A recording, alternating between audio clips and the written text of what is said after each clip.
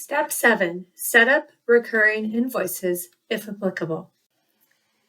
Before we get started creating recurring invoices, I'd like to talk about the benefits of recurring invoices. So first off, it will auto-create the invoices for you. You can add individuals or a group of agents to a recurring invoice. And then on top of that, if you're using the payload.co integration, you can auto charge agents as well within that recurring invoice. So let's go ahead and take a look at that in action.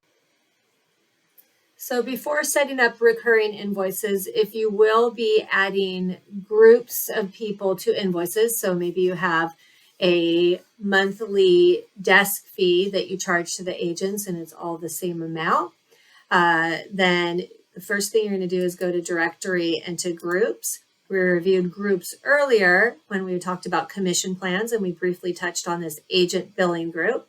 So billing groups can be created to add to recurring invoices. So you can just click create group and go ahead and add anybody that needs to be a part of that recurring invoice to the group. So I have this one created already, so I'll go ahead and utilize that one. I have 4 people added to this group. So I'm now going to head up to accounts receivable and clicking on invoices. You'll notice then recurring invoices become available.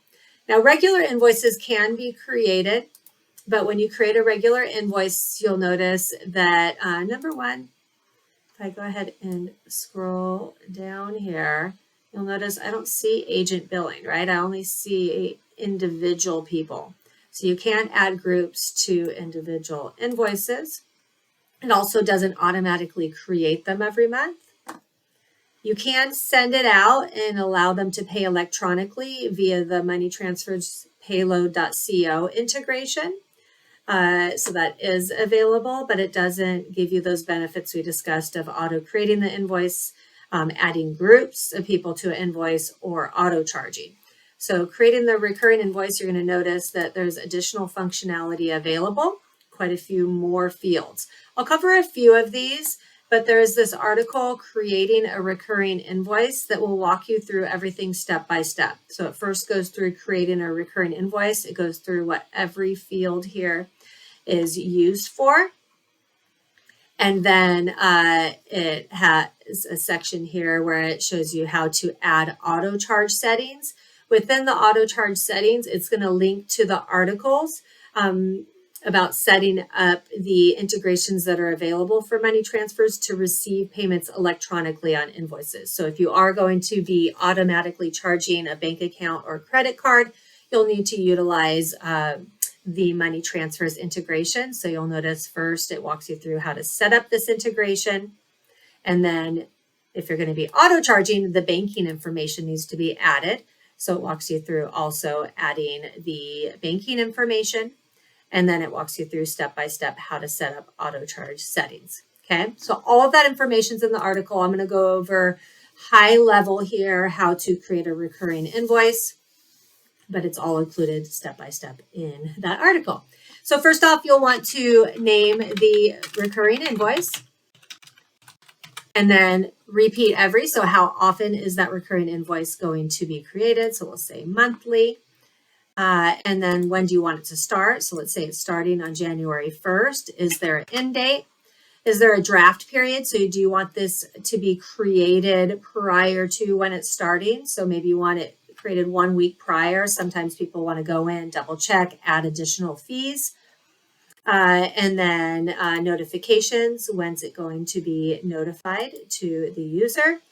Do you want the agent, when do you want an unpaid reminder sent if it's unpaid and they haven't paid it yet? Do you want it sent weekly or monthly or none at all? And then the invoice template is where you're going to add all of the invoice details. So first, the customer. You'll notice instead of just seeing individual people, I actually see those commission plans, and then I'll see that agent billing group. So if you are selecting a group, you can go ahead and do that now. And then you'll notice the auto charge settings. If you are going to be adding those, you have to first create the invoice, and then you can go back and edit it and add the auto charge settings. allowed to deduct a deal if you leave this checked, then when you're processing a deal and processing the commissions, if the agent has an outstanding invoice, then you'll be able to deduct it from their commission.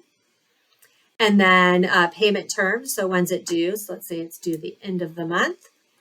Is there a late fee? If they pass that date, you can go ahead and add in the late fee. If you do add the late fee, you must add the product and service. So that says required, but it's only if you add a dollar amount in the late fee field. Next, we have accepted forms of payment. This is only going to be applicable if your brokerage will be utilizing the money transfers integration to allow agents to pay their...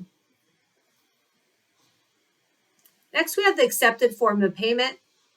This is only applicable if your brokerage will be accepting payment via... Next, we have the accepted forms of payment. Now, you're only going to complete this if you're setting up the money transfers integration to allow agents to pay invoices from their checking account or from a credit card. Okay, so if you do set up that integration, then you'll be able to add the accepted forms of payments here. Otherwise, once we create the invoice, then you can go ahead and record payments directly into those invoices if the payment's made outside of books. In this case, I have the payload.co integration set up with money transfers, which allows for payments to be made from a credit card or bank account. And so I have both of these that defaulted and came in. Also, there's a bank convenience fee for those. That's all covered in this article. But then you'll notice money sender, money receiver can be selected. So who's going to be paying for the bank convenience fee? Money sender would be the agent. Money receiver would be the brokerage. And then we're going to add the item. So I'm going to go ahead and add in a monthly fee here.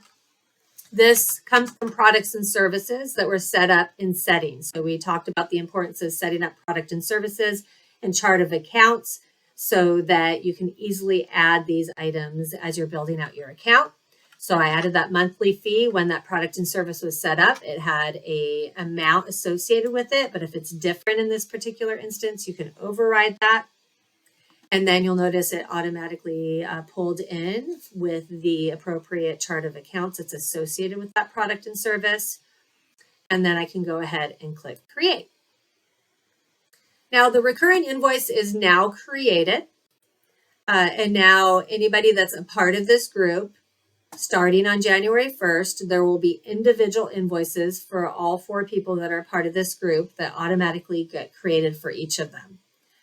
If you're utilizing one of the money transfers integrations, when that invoice is sent to them, they'll have an option to pay the invoice, and then they could add their credit card information or banking information and pay the invoice.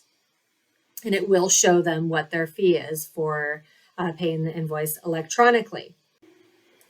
Now, another benefit of the recurring invoices, if you are utilizing that money transfers integration, is you can set up auto charge settings. So after creating the recurring invoice and saving it once, that auto charge settings button becomes available. It now shows you all the people that are part of that group. You can click on the action, click create. You don't need billing address or shipping address, but you just can go ahead and add the credit card or bank account information, click create.